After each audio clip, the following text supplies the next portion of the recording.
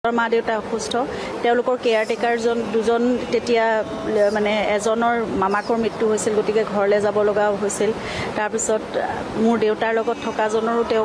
মানে কেইদিনমানৰ কাৰণে ছুটি লাগিছিল পূজাৰ আগে আগে এই গোটেই কথাবোৰ আচলতে মই ঠিক কৰিবলৈ ঘৰত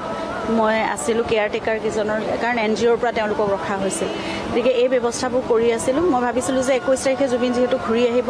22 তাৰিখৰ পৰা আমি চিনেমাখনৰ কামত লাগিম আৰু 30 তাৰিখৰ পৰা জুবিনৰ এতিয়া পূজাৰ শ্ব' আৰম্ভ হোৱা কথা গতিকে 29 তাৰিখমানৰ পৰা আমাৰ ট্ৰেভেলিঙৰ মানে প্লেন আছিল এইবোৰ এতিয়া মোক সেইটো কথা সোধা হৈছিল যে মই 28-29 তাৰিখৰ পৰা জুবিনৰ লগত মই ট্ৰেভেল কৰিম নেকি তো মই যাম বুলি কৈছিলোঁ গতিকে 22 তাৰিখৰ পৰা মই হয়তো ঘৰত ভালকৈ থাকিবই নোৱাৰিলোহেঁতেন গতিকে মই ভাবিছিলোঁ যে ঘৰত এই বস্তুখিনি গোটেইখিনি চিজিল কৰি যাওঁ আৰু তাৰ কেইদিনমানৰ আগততো জুবিন বম্বেত ভূপেন হাজৰিকাদেৱৰ শতবাৰ্ষিকীৰ অনুষ্ঠান কৰি আহিছে আৰু এনেকুৱা 2-3 দিনৰ কাৰণে কেতিয়াবা গ'লে মোৰ যোৱা নহয় কাৰণ মই ভাবিছিলোঁ যে এইখিনি সময়ত তেওঁ অনুষ্ঠান কৰি ঘূৰি আহিব মোৰো ঘৰত সকলো সেটেল হৈ যাব তাৰপিছত মই প্ৰায় 1.5 মাহ সময় চিনেমাখন ৰিলিজ হোৱালৈকে মই জুবিনৰ লগতেই থাকিব লাগিব সেইবোৰ কথাৰ কাৰণেহে মোৰ যোৱা নহ'ল আৰু সেইটোৱে মোৰ মানে জীৱনৰ কাৰণে মোৰ নিজৰ এটা খেদ থাকি যাব মোৰ লগত সদায় যে মই নোৱাৰিলোঁ থাকিব লগত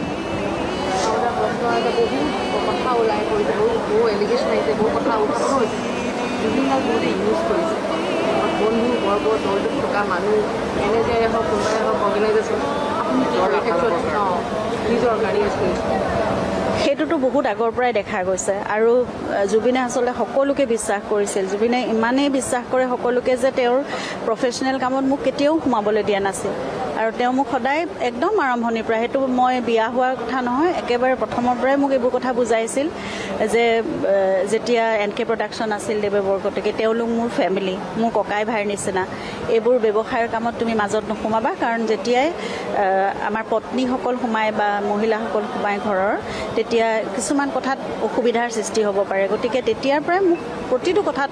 মানে প্ৰফেশ্যনেল কথাত মই আঁতৰিয়ে থাকিছিলোঁ কেতিয়াও মই সোমোৱা নাই মই ইমানখিনিও নাজানো জুবিনে কিমান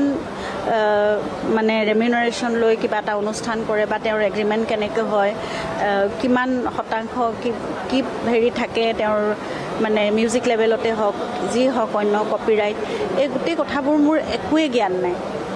এই বিষয়ে মই একো নাজানো মই কেতিয়াও সোমোৱা নাছিলোঁ আৰু মই কেতিয়াও ভবাও নাছিলোঁ যে হঠাৎ এনেকুৱা এটা পৰিস্থিতি আহিব গতিকে সেইবোৰ কথা মই এতিয়া লাহে লাহে মই আনৰ পৰা শুনিছোঁ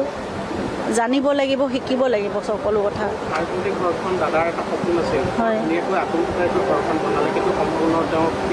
সম্পূৰ্ণ নাই হোৱা চাওঁ এতিয়া মানে বহুত কথা আহি পৰে নহয় এতিয়া মোৰ হাতত সিমানখিনি অৰ্থও থাকিব লাগিব মই সম্পূৰ্ণ কেনেকৈ কৰিম এতিয়া জুবিন থাকিলে হয়তো আমি আৰু 6 মাহৰ ভিতৰত আমাৰ ঘৰটো সম্পূৰ্ণ হ'লহেঁতেন কিন্তু এতিয়া কিমান সময় লাগিব কেনেকৈ পাৰোঁ তেওঁতো সকলো সপোন মই কৰিবলৈ চেষ্টা কৰিম কিন্তু মই কিমান সময় লাগিব কেনেকৈ পাৰিম মই নাজানো কৰিম মই কিন্তু কৰিম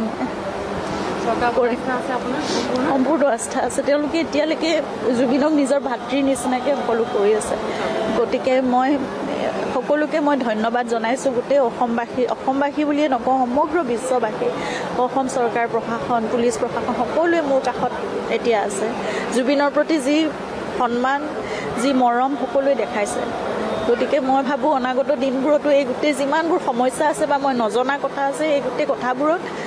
মই সকলোৰে পৰা সহায় সহযোগ পাম